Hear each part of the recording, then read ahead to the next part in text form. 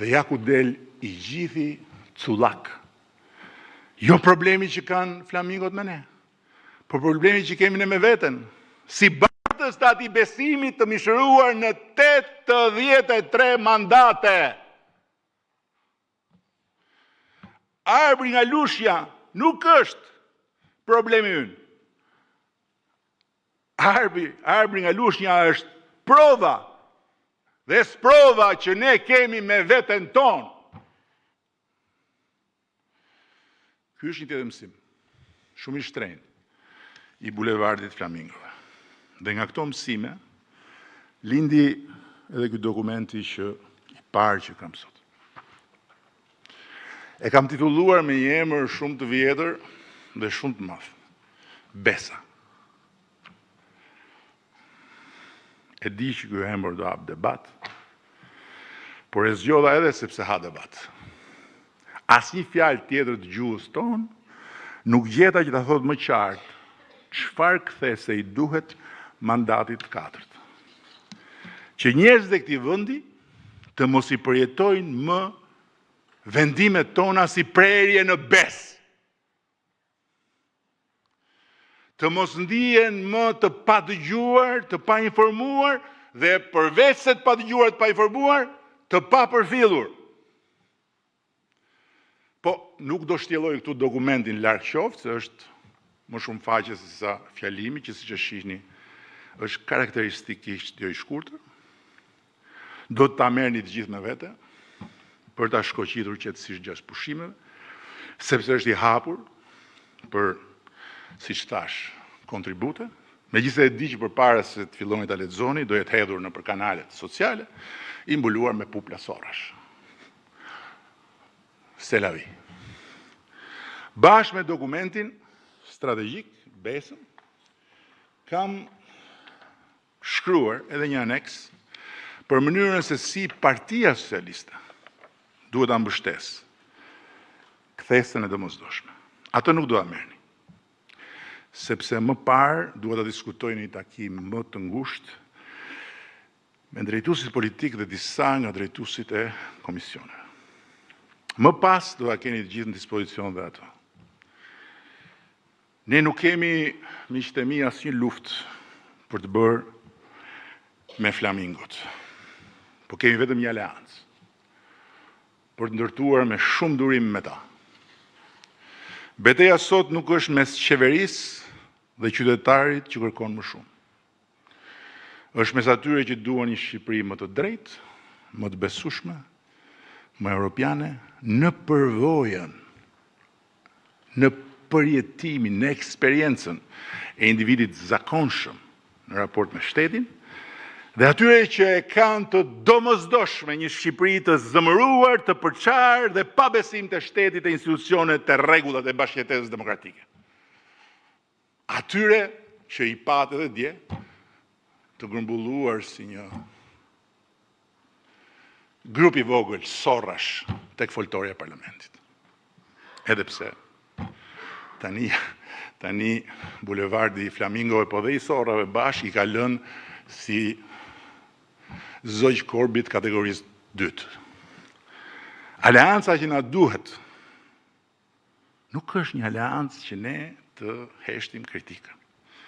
Është një aleancë për ta mbrojtur kritikën nga përvetësimi i ekstremistëve, për ta kthyer zemërimin në ndryshim, për ta kthyer pyetjen në provë dhe për ta kthyer protestën nga një çast përplasje në një test pjekurie të demokracisë sonë. Ne nuk kemi, po Shqipërisë as nuk i duhen qytetarë që të na besojnë ne me sy mbyllur. Ne kemi nevojë për qytetarë që na masin me sy hapur. Dhe më lejoni ta mbyll me 2 pyetjet që i pash të shkruara në fund mbi pasqyrën e bulevardit të Flamingove. Ku po shkon Shqipëria me këtë zhvillim? Dhe ku jam unë, njeriu i zakonshëm, në rrugën e këtij zhvillimi? Përgjigjen e pyetjes së parë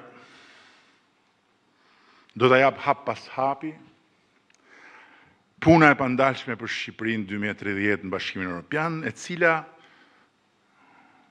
Shqipëria 2030 në Bashkimin Evropian, pra nuk është një pikë e shtuar në hartën e Europës së Bashkuar, po është një mënyrë e re jetese që sapo ka nisur të marrë formë, me paga që afrohen me ato europiane, shërbime që maten me standarde europiane, drejtësi që funksionon njësoj për gjithë, mundësi që mbajnë më shumë fëmijët tanë këtu dhe që kthejnë gjithmonë më shumë ata që kanë ikur. Ndërsa përgjigjen e pyetjes dytë, pra ku jam unë, njeriu i zakonshëm në rrugën e këtij zhvillimi, do ta kërkojmë bashkë me njerëzit, duke nisur pikërisht nga kjo metodë, besa.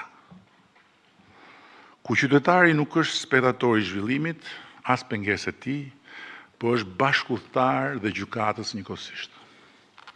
Kur një investim pretendohet që i shërben interesit publik, ne duhet provojmë çfarë punë krijon. Për kë? Çfarë të ardhurar sjell? Për kë? Çfarë garanton për natyrën, për pronën dhe drejtat, dhe në fund, si ndahet fitimi. Dhe jo vetëm duhet ta bëjmë këtë, po duhet ta bëjmë me empati. Zhvillimi që nuk provohet dot pa ndodhur, se i shërben njeriut, sado i rëndësishëm dhe i dobishëm tjetë, prodhon atë që pa në bulevard. Të huajsimin e njeriut në raport me zhvillimin. Zhvillimi nuk bëhet mbi apo rreth qytetarit, po bëhet bashkë me të dhe për të.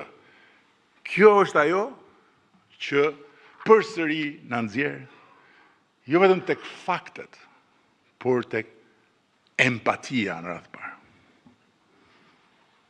Dhe në mbyllje, 3 mandatet e para ju përgjigjen pa diskutim, dhe këtë kemi me certifikat, ne, se e kanë vullosur shqiptarët, pyetjes nëse Shqipëria mund ndryshonte. Përgjigja është dhënë dhe është e pakthyeshme. Mandati i 4 do të përgjigjet një pyetje më të vështirë. A mund të bëhet ky ndryshim i qëndrueshëm, i besueshëm dhe i të gjithëve? Dhe duhet i përgjigjet kësaj pyetje me empati. Kjo është kthesa nga transformimi i vendit te besueshmëria e transformimit. Nga autoriteti që mjaftohet me pushtetin te autoriteti që mbështetet te besimi. Nga fjala e dhënë politikisht te fjala e kontrollueshme institucionalisht. Atyre njerëzve zakonshëm që mbushën bulevardin, duhet i them një fjalë të fundit. Ju kam dëgjuar.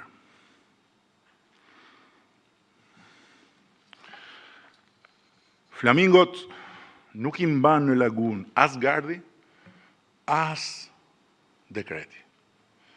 I mban vetëm uji i qetë. Kur uji trazohet, ngrihen, ikin, dhe kthehen vetëm kur e gjejnë ujin ashtu siç e duan. Kështu është dhe besimi një populli. Nuk vritet me një krisëm, largohet kur trazohet uji. Dhe nuk kthehet me thirrje, po vetëm kur gjen ujin miqësor. Puna e mandatit 4 është një dhe vetme.